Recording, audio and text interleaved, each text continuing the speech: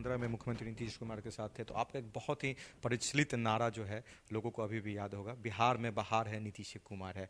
उस समय आपने जो ये नारा दिया था, क्या उस समय आपको ये स्थितियां नहीं दिख पा नहीं रही? नहीं, बिल्कुल आप पहले तो आप नारे को गलत बता रहे हैं। नारा था बिहार में बहार हो, है नहीं हो। और होने के लिए नीतीश कुमार की महागठबंधन की सरकार होनी चाहिए। और महागठबंधन की सरकार के साथ साथ उस समय एक 7 निश्चय की परिकल्पना भी की गई थी कि अगर बिहार में बहार हो, उसके लिए जरूरी है कि नीतीश कुमार मुख्यमंत्री रहें और 7 निश्चय 7 पॉइंट प्रोग्राम जो है इसको इम्प्लीमेंट किया जाए। सरकार बन गई, 7 निश्चय परियोजना को सरकार ने प्राथमिकता के आधार पर स्वीकार भी किया। लेकिन आप जो देख रहे हैं कि अभी तक उनमें से ज़्यादातर प्रोमिसेस पर कुछ नहीं हुआ। पहला ही प्रॉमिस ये था कि 18 से 35 साल के जितने बेरोजगार युवा हैं उनको जब तक रोजगार नहीं मिलेगा तब तक हर महीने उनको 1000 रुपये का मासिक भत्ता मिलेगा, सहायता राशि दी जाएगी। अभी तक नहीं मिला। लोगों को बताया गया था कि 12वीं के बाद आपकी पढ़ाई के लिए परिवार से पैसा नहीं लेना पड़ेगा, आपको स्टूडेंट क्रेडिट कार्ड के माध्यम से पैसे मिल जाएंगे। वो बहुत कम लोगों को मिला है। लोगों को बताया गया था कि हर घर में नल से पानी पहुंच जाएगा। आप देख रहे हैं कि ज़्यादातर जगहों पर नल के जल की योजना सफल नहीं रही है। लोगों को बताया गया था कि सारे नलियों और गलियों का पूरे राज्य में पक्कीकरण कर दिया जाएगा। गलियों की और गाँवों की बात तो छोड़ दीजिए, शहरों की स्थिति जो नालियों, गलियों और सड़कों की है वो आपके सामने है। तो जो प्रयास जो उस समय 15 में बात कही गई थी, 15 के मुकाबले आज हम लोग 2022 में बैठे हैं। कुछ लोग जो ये बता रहे हैं कि ये आपने 15 में कहा तो आप चेंज क्यों कर रहे हैं, तो उस हिसाब से तो 15 में आपने जिसको वोट किया फिर आगे वोट करने की जरूरत ही नहीं है। आप एक आदमी को चुन दिया आपने 15 में, अब जीवन भर वही रहेगा। अरे भाई, 5 वर्ष में लोकतंत्र में आपको काम दिया गया, एक एजेंडे पर सरकार चुनी गई, आप एक कार्यक्रम बनाया गया। अगर आप उसको सफलतापूर्वक नहीं करेंगे तो स्वाभाविक तौर पे जो लोग आपके इस पक्ष में खड़े थे उनको ये हक है कि वो अपना पोजीशन बदल के आपके विपक्ष में जाएं या आपके साथ न खड़े रहें।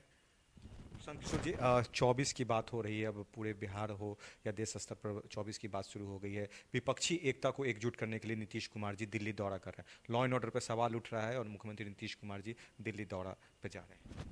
अब नीतीश कुमार से पूछिए इस बात को जाके, मैं क्या बोल सकता हूँ भाई। मुख्यमंत्री वो हैं, होम मिनिस्टर वो हैं, और बिहार में जो अपराध की घटनाएं हो रही हैं इसको किसी ने मुझे बताया कि नीतीश कुमार जी बोल रहे हैं कि जनता का राज है। तो इसका मतलब तो ये है कि बिहार की जनता ही अपराधी प्रवृत्ति की हो गई नीतीश कुमार के मुताबिक। भाई, बिहार की जनता तो अपराधी प्रवृत्ति की है नहीं। कुछ अपराधी तत्व हो सकते हैं, उस पर आप कंट्रोल नहीं कर पा रहे हैं या उस पर कुछ एक्शन नहीं ले पा रहे हैं, और एफिशिएंसी को आप बिहार की जनता का गवर्नमेंट बता रहे हैं इसको, तो वो तो गलत बात है। विपक्षी एकता को एकजुट करने में जो कोशिश नीतीश कुमार की है वो कितना सफल होगा? कुछ नहीं होगा। नीतीश कुमार जी के किसी भी नेता के 4-5 दूसरे नेताओं से मिलने से, चाय पीने से, प्रेस कॉन्फ्रेंस करने से क्या क्या हो जाएगा? कौन से ऐसे नेता हैं जिससे पहले नीतीश कुमार नहीं मिले हैं या वो दूसरे नेताओं से नहीं मिले हैं? भाई, जब आप कोई नया, नीतीश कुमार 1 महीने पहले तक तो बीजेपी में थे, तो बीजेपी का गुणगान कर रहे थे। अभी 1 महीना में वापस अभी आए हैं तो विपक्षी एकता की बात कर रहे हैं। तो आपको ये भी समझना चाहिए कि दूसरे दल, दूसरे नेता या उनके लोग सब बेवकूफ़ तो नहीं है। सब लोग इस बात को समझते हैं, कौन इनकी बात का कितना विश्वास करता है, ये भी तो आपको देखने की बात है। और दूसरी जो महत्वपूर्ण बात आपको समझने की है कि अगर नेता और दल साथ में बैठ भी जाएं, उससे क्या फ़र्क पड़ना है? फ़र्क तो तब पड़ेगा जब उनका कोई प्रोग्राम हो, कोई एजेंडा हो, कोई नैरेटिव हो, कोई नया संगठन हो, जन आंदोलन हो, कोई नया जमीन पर प्रयास हो, कोई एक सर्वमान्य विश्वसनीय चेहरा हो। इन सब बातों के अभाव में अगर आप सिर्फ किसी 4 नेताओं के साथ बैठ के चाय पी लेंगे, प्रेस वार्ता कर लेंगे, उससे थोड़ी ना नया विकल्प खड़ा हो जाएगा। देश में सांप्रदायिक ताकतें जिस तरह से माहौल बना रही है, उनको रोकने के लिए एक मंच पर आना पड़ेगा समाजवादी दल। भैया, वो नीतीश कुमार की सोच है। तो देश में सांप्रदायिक शक्तियां आज 1 महीना पहले पैदा हुई हैं। 5 साल से तो उन्हीं के साथ बैठे हुए थे ये। अब नीतीश कुमार नया लेक्चर दे रहे हैं। आप लोग भी इस बात को सीरियसली ले रहे हैं। इसकी क्या गारंटी कि 1 साल के बाद फिर नहीं जाएंगे उधर ही? ये किसको लेक्चर दे रहे हैं?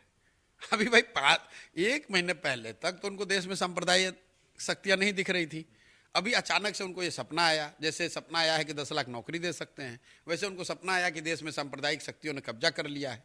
तो भाई, पिछले 5 साल से तो यही सरकार चल रही है दिल्ली में। उस समय ये सांप्रदायिक शक्ति नहीं दिख रही थी आपको?